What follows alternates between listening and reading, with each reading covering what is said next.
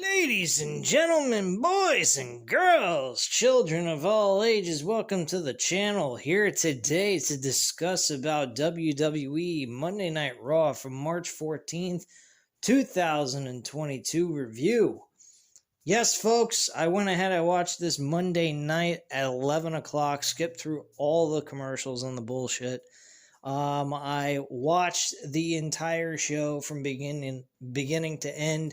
I skipped some of the matches I did not care to watch since it was getting really late for me. And I'm here today to discuss with you about the entire show at this point. I know, right? Watch it on Monday night and then review it on Thursday. That's kind of strange.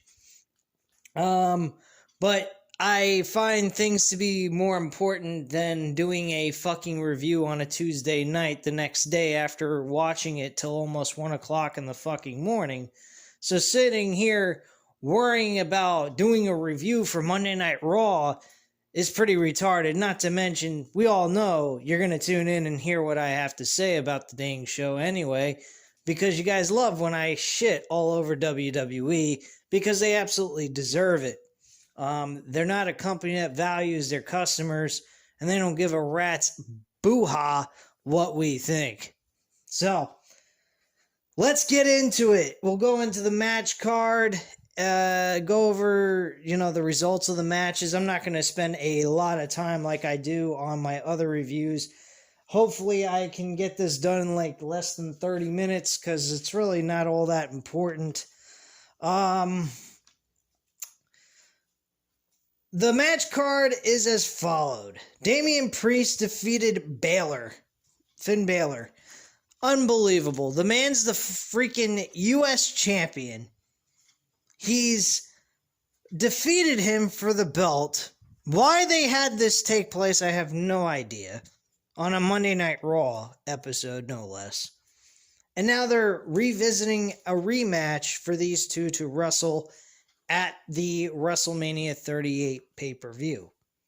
Why that's happening, I have no idea. Why didn't they just build these two up into a major storyline to make it a meaningful match going into WrestleMania? I have no idea outside of they creatively suck, or they just don't care. It's the only two things I can come up with. But yes, Damian Priest beat Finn Balor in a one-on-one match.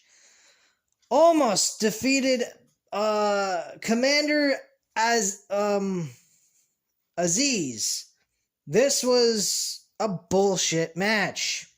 Really lame, pathetic, don't really care. Liv Morgan defeated Zelina Vega. Queen Zelina is what she's called now. She goes ahead and wins this match in less than 5 minutes. Now, there was also Rhea Ripley chasing after Carmella in the middle of this match as well. That was more focused on than the actual match in the ring. Pretty sad and pathetic in its own right. Don't quite understand this logic. I think the match absolutely sucked. I believe I even skipped through this entire thing.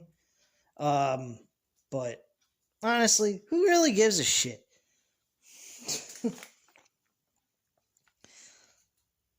Dominic Mysterio and Rey Mysterio defeated the Hurt Business, Shelton Benjamin and Cedric Alexander. I don't know why they're being called the Hurt Business. They have no reason to be called that. They're no longer with MVP and Bobby Lashley. Please, let's move on from this garbage. If anything, I think the Street Profits ought to be teamed with Bobby Lashley and MVP. They're a bigger tag team. They got more airtime. I mean, hell, they even are challenging for the tag team titles at WrestleMania against the RK Bro. Which, I don't know why. I don't understand what the hell is the point of all this. But whatever, man. It is what it is. Bianca Belair defeated Doudrop. Wow. This is like the millionth time these two women have fought each other, and most of the time Doudrop or Dewdrop, whatever the fuck her fucking name is, has lost almost every time to Bianca Belair. After the match was over, though, Bianca Belair was attacked by Becky Lynch. Probably one of the better Becky Lynch type segments I've seen in a long while since her return to WWE in August of 2021. She did a very good job here. She looked really mean, a legit heel. And she said her ponytail is the next thing to go, bitch.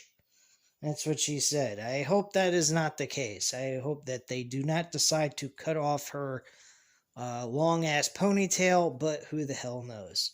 WWE is known to getting rid of iconic things on characters, whether it's their music, the way they look, or in any way, shape, or form. But hey, you know, it is what it is. WWE are mental retards.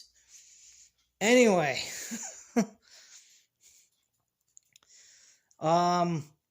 Montez Ford and Riddle had a match. Montez Ford ends up having a draw here because of Chad Gable and Otis interfering in the match and causing a no contest. This was a meaningless match. I don't know why they granted them the fucking title match to begin with for WrestleMania, and then they're going ahead and challenge them in a one-on-one match. I have no idea. I think the whole thing is utterly ridiculous, and truthfully, I do not care. Worthless garbage at that. And more than likely, it's going to be a triple threat match, as we all know is going to happen based off of what we saw on Monday night. Now, the main event, this was a joke and a half. Really, this was a joke and a half. We got two men, Kevin Owens and Seth Rollins. This was the main event, 16 minutes long. Over who gets the right to get their ass famous at WrestleMania by Stone Cold Steve Austin, you know, stomping a mud hole in them and leaving them dry. I don't know who the hell would want that honor. I don't know why anybody would want to be buried like that, because personally, let's face facts, anyone that faces Stone Cold Steve Austin and gets their ass kicked is technically getting buried. They're not getting any benefit out of this. Kevin Owens has got one-way ticket of a straight-up ass-kicking contest. And who the hell can take this whole confrontation seriously? So earlier in the show, Seth Rollins was standing in the back, very disappointed. Didn't have any idea where he was going to go for WrestleMania. And he ends up going ahead and comes up with a brilliant idea. Brilliant idea is to interview Stone Cold Steve Austin. Both him and Kevin Owens share the spotlight of interviewing Stone Cold Steve Austin on WrestleMania.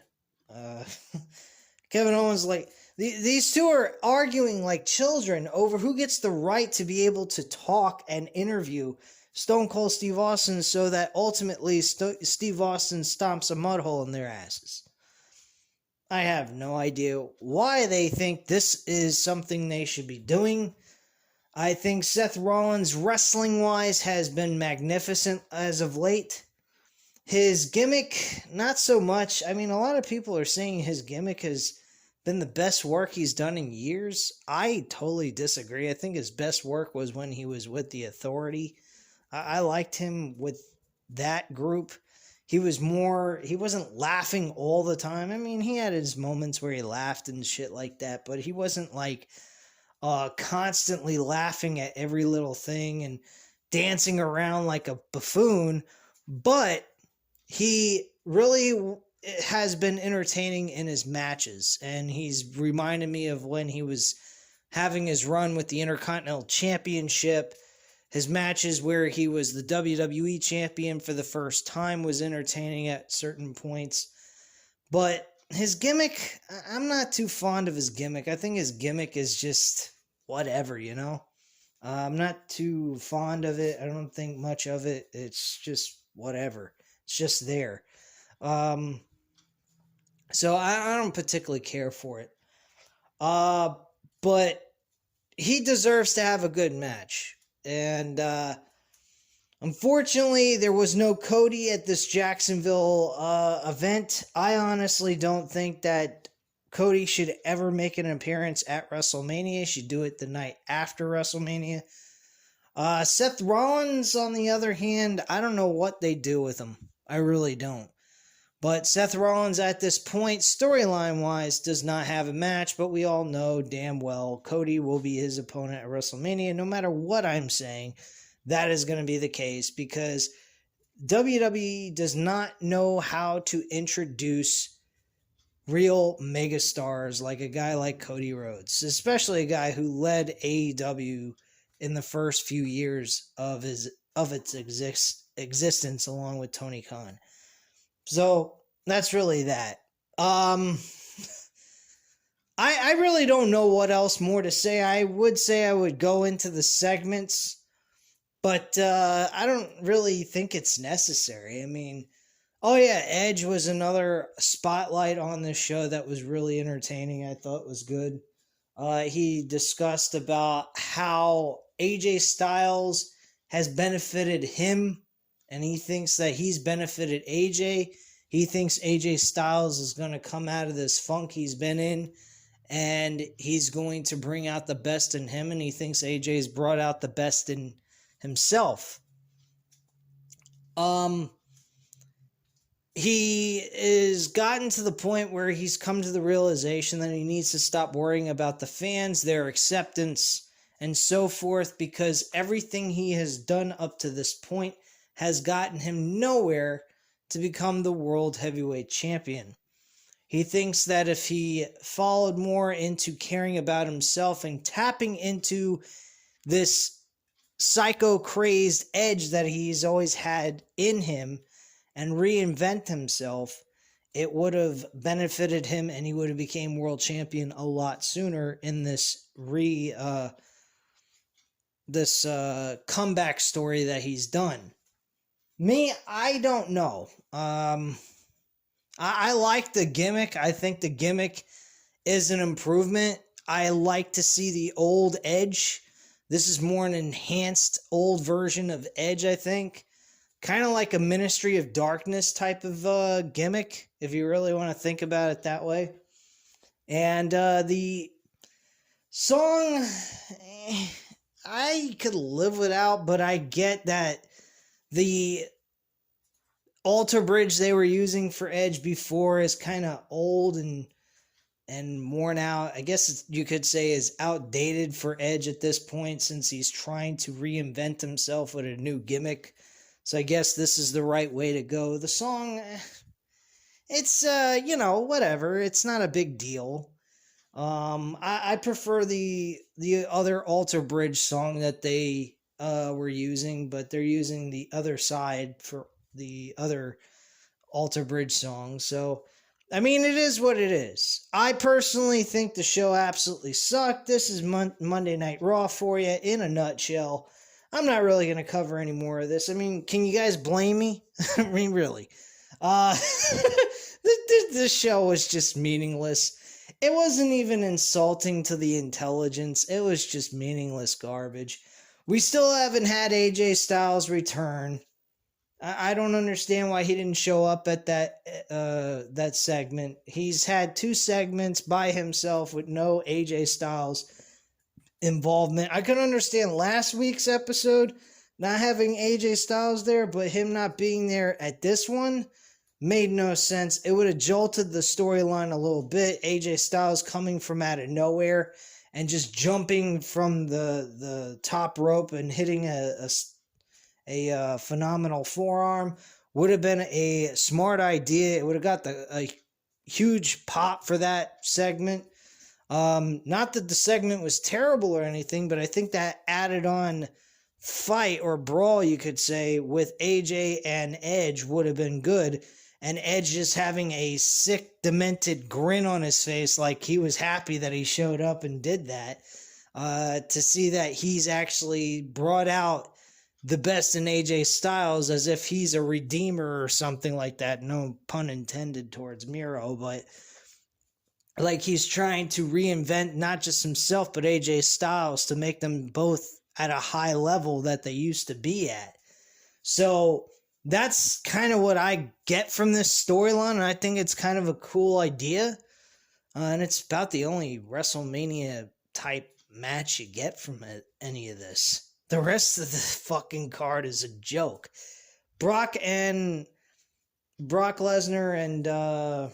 and Roman Reigns for the WWE Championship unification match. That's another WrestleMania type matchup. But other than those two matches, the rest of this card is a fucking joke. Not to be taken seriously. And there's nothing really all that important. The two women's matches are just god-awful. Bianca Belair and Becky Lynch, even though I enjoyed the segment at the end of the match, it still doesn't feel at all remotely important. I think, like I said, I think after the one match they had at SummerSlam, if they would have actually had a legitimate match where they competed for like 10 to 15 minutes, even 20 minutes plus if you wanted to go that route, and give these two women a real legitimate match, and she just came up short to Becky Lynch, and then make that comeback story back to the championship later on in the year by winning the Royal Rumble, I would have said, hey, yeah, that's the right idea, or, have her win the Elimination Chamber, which is what they did already. I would be okay with that, but they kept bouncing these two off of each other. Bianca Belair continuously lost, so what was the point? Now she's getting another opportunity. I think this is about her fourth opportunity at a rematch for the championship, and if she wins, what's the big deal? She's suffered 3 freaking losses under her belt trying to challenge for this damn belt, and she has lost every single time. So what does it matter to us? Why you gotta revisit a match that's already been done multiple times throughout 2021? It's not needed, and it's not really all that big of a deal. So that's the reason why I'm not big on it. I'm not big on Charlotte Flair and Ronda Rousey. That storyline is just, it's not even bad. It's not even really, repetitive. It's just a really bland story. There's nothing appealing about it. They don't bring out any kind of excitement or any kind of grudge to each other. Becky Lynch and Ronda Rousey is the real story here because of what happened at WrestleMania 35. I know I mentioned that, a couple of months back when this Royal Rumble match took place, that I said, who really cares about a match that took place 3 years ago? It's over and done with. And I still, feel that way, but if you want to tell a good story with Ronda Rousey and you want her to be the focal point for the women's division right now, since there's nothing going on, why wouldn't you put her with the correct woman that beat her for her championship? And it wasn't a legit win anyway. She had her shoulder off the fucking mat. So there's the real story. 3 years in the making of a screwjob finish that was never, acknowledged by referees or anyone else. That would have been a real legitimate story. Charlotte Flair, she's just an afterthought in that match. That's all she was. And to just give her this match with Ronda Rousey is just to play, really all it is politics, which is another reason why this storyline does not work. It's more forced than anything else. It doesn't it doesn't blend well. It doesn't flow very well. And that's the reason why I think this match is going to be an absolute failure. The match we saw last night, which I already stated, Vince ought to take some notes to help Ronda Rousey and Charlotte Flair even come remotely close to that match. They better watch that Thunder Rosa Brett Baker match back, because that match was a fucking WrestleMania match. This, I don't know what the fuck this is going to be outside of a fucking joke show that's forced upon the WWE fan base And they're gonna eat it up because the fan base they still have are just, simpletons, man. They'll take whatever Vince gives them because they're WWE marks. I mean, I'm an AEW mark, I'm not gonna lie, but I also have a mind of my own and I know what I'm watching, and if I'm seeing something that's not right, I'm gonna point it out. So that's the way I am. WWE, I was always a fan. I still am a fan technically. I'm just really upset the direction of the product and the way Vince feels the way the show should be. I just don't see it the same way as he does. I don't even think he even cares the vision that the company should have. I don't think he has a vision. I think it's one big giant glob of goo. Really, if you look at the damn show, that's what you get every single fucking time anyway. You just get one big giant wad of shit thrown in front of you. And go, ooh, that's artistic. Wow. Like one of those artists that go ahead and have those canvases and they just throw fucking color all over the damn thing. And people go in there and they go, oh, that's a really nice artistic picture there. What is it? What are you telling here? Well, like, what the fuck, dude? That's what I get from Vince McMahon's program. I just see a bunch of blodge goo shit thrown on a canvas, and that's all it is. It's just bullshit. It means nothing. That's what we get with WWE. AEW, totally different story, man. And last night proved it, man. AEW last night was just fucking unbelievable, and I enjoyed every second of it. It makes me feel like I should be happy to be a wrestling fan. WWE, on the other hand, does not. So anyway, at this time, guys, you know what to do. Hit the like button if you like this video. Hit the subscribe button if you're not already subscribed to the channel. And leave a comment down below. I'll definitely get back to you on that. And I thank you guys very much for watching. Have a great night, guys. Bye.